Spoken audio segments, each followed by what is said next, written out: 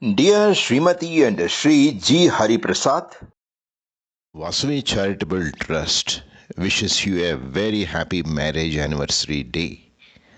Many happy returns of the day. We pray the Almighty for a lovely, healthy, prosperous, and long married life.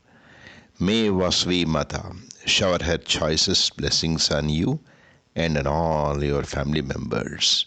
God bless you. शतमानं भवति शतायुः पुरुषः शतेन्द्रिय आयुष्येवेन्द्रिये प्रतितिष्ठति